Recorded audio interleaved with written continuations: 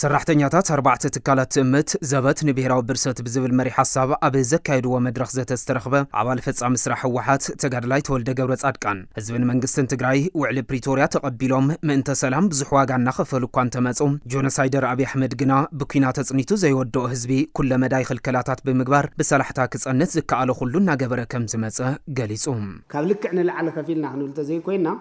ንሰላም ዝተኸፈለ ዋጋ ብጣዕሚ ክባር ዋጋ ተኸፊሉ ናይ ህይወት ይኹን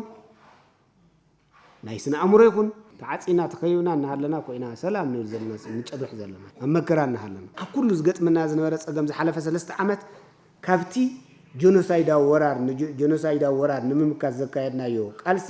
ዘይናኣሲ ምናልባቱን ብሓደጉ እዚ ክገድድ ይኽእል ስለ ዘፍርሰካ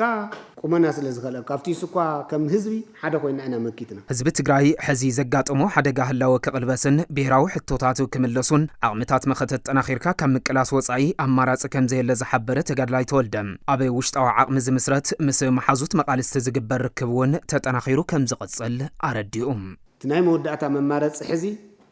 ብለመና በቲ ጸንሐ بسلام دخون كم زي أتكون مبال كون كم زي خل أنا يمود أتات أرز بس يحكم زلوا نزي جنوسايد أو سرعة زي أجلسكا راح زرقا جس كم زخونة مدمدام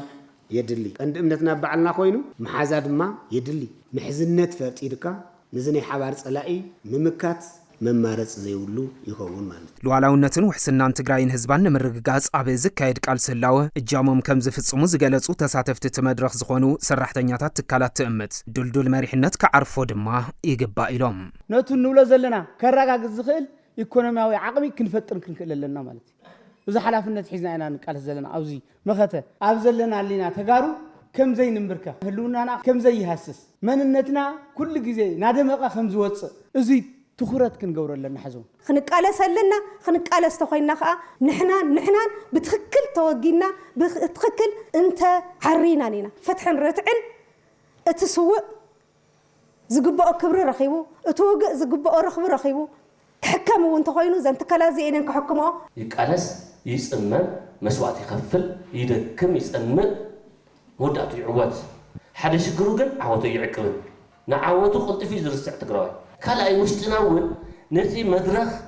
من يمرحيو زبلون صنعات اوشتودم اوشتنا مخت عقمتات ناي مخت سبيت مرحز لون تا مدرخ وغننون ناي مخت سب مخانو ناتغمغمه كقمط لو ناي مخت سب انت زي كوينو واغا يزخفلنا